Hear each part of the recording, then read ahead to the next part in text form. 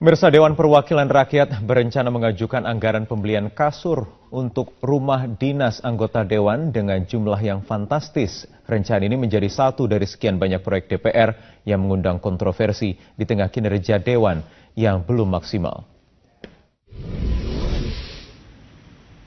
Anggota DPR kembali menjadi sorotan meski bukan karena kinerjanya sebagai wakil rakyat. Kali ini yang menjadi sorotan adalah rencana DPR untuk mengajukan anggaran pembelian kasur rumah dinas dengan jumlah yang dinilai banyak pihak fantastis. Direktur Center for Budgeting Analysis Ucok Sky Kadafi mengungkap bahwa anggaran pengadaan kasur untuk rumah dinas DPR ini mencapai 12,45 miliar rupiah. Jumlah sebesar ini akan digunakan untuk pengadaan kasur di rumah dinas DPR Kalibata sejumlah 10,3 miliar, untuk pembelian kasur di rumah dinas DPR Ulu Jami, Jakarta Selatan senilai 847,1 juta rupiah, dan sisanya sebesar 1,3 miliar akan digunakan untuk pengadaan perlengkapan serupa di Wisma Gria Sabah, Puncak, Jawa Barat. Jika disimulasikan dari jumlah dana dengan rumah dinas anggota Dewan, berarti setiap satu anggota Dewan akan menerima 19 juta rupiah hanya untuk pembelian kasur. Senada dengan itu, Koordinator Advokasi dan Investigasi Forum Indonesia untuk Transparansi Anggaran atau FITRA, Apung Widadi menyebut bahwa rencana pembelian kasur ini adalah bentuk pemborosan anggaran. Saya pikir 12, sekian miliar itu bentuk pemborosan DPR, bentuk ketika DPR tidak mampu mengelola anggaran, akhirnya di switch saja lelang yang mudah tanpa pengadaan yang rumit, yaitu pengadaan yang langsung bisa beli, yaitu kasur. Saya pikir saya pikir DPR bisa lah dengan kantongnya sendiri untuk membeli kasur. Dan kemudian kalau melihat prioritas 500 sekian misalnya kasur itu, saya pikir tidak sampai mencapai 12 sekian miliar ketika. Terkait tudingan pemborosan, Wakil Ketua DPR Fahri Hamzah menyebut bahwa rencana pengadaan kasur untuk rumah dinas anggota DPR sebagai sesuatu yang wajar. Terlebih proses pengadaan di DPR yang juga sudah melewati proses audit. Kalau di rumah anggota Dewan itu ada 4 kamar, ya kan, maka kasurnya itu 560 kali 4, ya kan. Anda hitungnya begitu dong, jangan lihat 12 miliar gitu. Kali 4, kemudian Wisma ada berapa, kemudian dikali berapa, satuannya berapa, begitu dong. Pengajuan anggaran untuk pembelian kasur yang sebenarnya tidak terkait langsung dengan kinerja Dewan ini tentu menjadi pertanyaan di tengah minimnya kinerja DPR. Belum lagi DPR juga tengah disorot publik terkait sederet anggaran proyek lainnya, seperti dana pembelian parfum ruangan hingga dana makanan rusa yang dinilai tidak berdampak bagi rakyat yang diwakilinya. Ya, dana 12,45 miliar rupiah akan digelontorkan untuk membeli kasur bagi 560 anggota Dewan di rumah dinasnya masing-masing. Wakil Ketua DPR Fahri Hamzah menilai penggelontoran dana miliaran rupiah ini untuk kasur anggota Dewan adalah hal yang wajar. Sudah ada Koordinator Forum Masyarakat Peduli Parlemen Indonesia Formapi, Sebastian Salang, yang sudah hadir bersama saya di studio Prime Time News. Selamat malam, Mas Seba. Malam. Apa kabar? Baik. 12,4 miliar rupiah, hal yang wajar atau tidak melihat ada anggaran yang begitu besar untuk DPR di tahun ini saja 4, sekian triliun. Kemudian alokasinya masing-masing, termasuk hal yang ini masuk di situ diantaranya. Ya, sebetulnya ini memalukan ya, kita bicara soal harga kasur gitu di parlemen. Tapi sebetulnya begini, saya ingin membuka lebih luas supaya perdebatannya tidak miskin gitu. Pertama, DPR itu melalui Sekretariat Jenderalnya mengelola 4,7 triliun. 4,7 ya? Ya.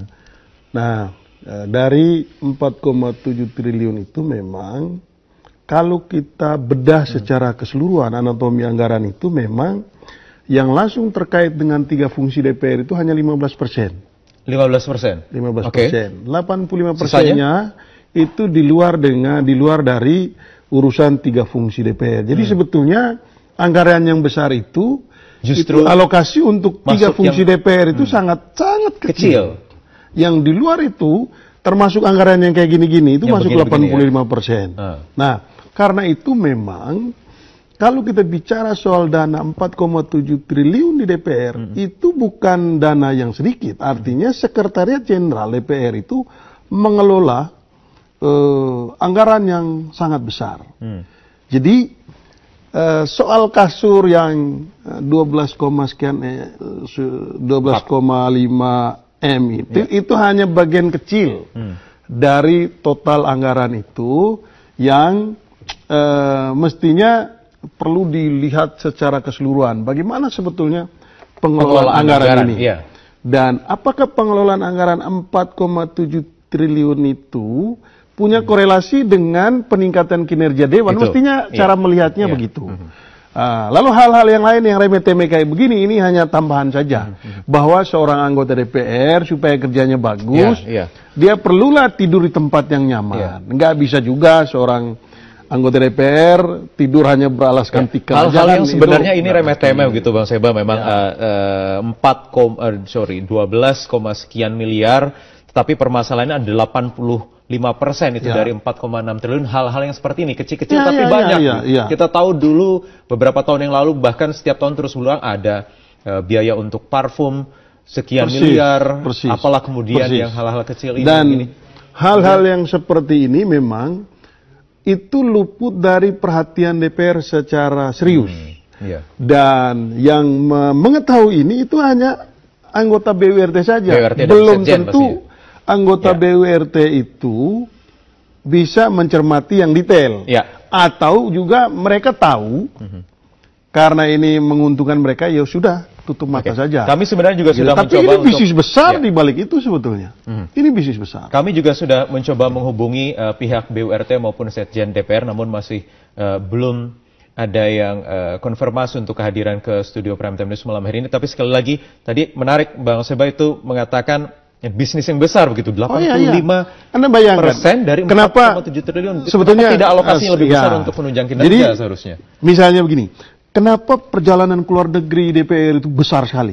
Atau ramai kita bicarakan dari tahun ke tahun? Karena ini adalah bisnis yang luar biasa. Ini urusan tiket pulang pergi ke luar negeri itu luar biasa daripada sekedar perjalanan di dalam negeri. Jadi bukan cuma sekedar kita bicara kenapa DPR rajin ke luar negeri. Ada banyak persoalan tapi di balik itu ada unsur bisnisnya. Lalu kemudian yang kedua, unsur yang juga sangat penting itu adalah ini perjalanan mereka di dalam negeri. Anda bisa cek berapa besar perjalanan ke luar negeri dan siapa yang diuntungkan itu? Diuntungkan di balik bisnis itu, ya kan? Bisnis travel. Travel agent yang siapa yang mengusir bisnis travel agent ini? Ya itu mesti dicermati, ditelusuri lebih jauh. Nah, saya ingin mengatakan begini. DPR mestinya selain kita ribut-ribut kemarin soal 7 mega proyek dan lain sebagainya, anggaran yang 4,7 triliun ini mestinya DPR betul-betul bedah secara internal. Apakah dana yang besar ini itu memang diperuntukkan untuk meningkatkan kinerja kami atau tidak?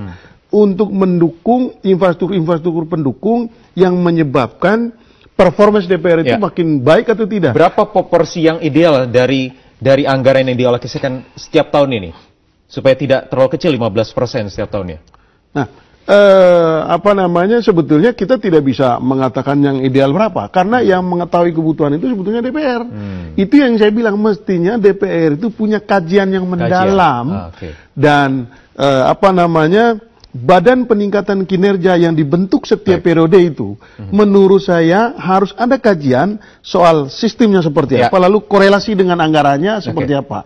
Jangan nanti DPR selalu mengeluh kekurangan anggaran, kekurangan fasilitas. Padahal yang tadi saya katakan hanya 15% yang terkait dengan 3 fungsi itu.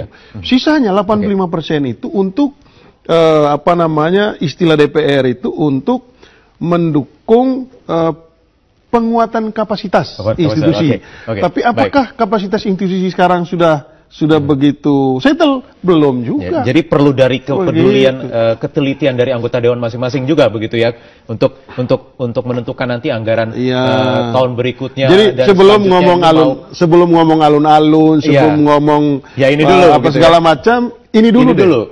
Ini dulu. Karena DPR akan semakin jelek citranya di mata publik kalau mereka tidak memperbaiki kinerja. Dan karena hal-hal yang remeh-temeh begini yang Iya, luput dari perhatian ngomongin gitu ya. parfum, Baik. ngomongin tisu, ngomongin kasur ini. Ya, baik. Sayang kita tidak dapat perwakilan dari BURT maupun Setjen dari DPR. Mudah-mudahan lain waktu kita bisa akan bicara lagi lebih panjang, lebih komprehensif lagi. Terima kasih Bang Seba atas waktunya di Prime Time News malam hari.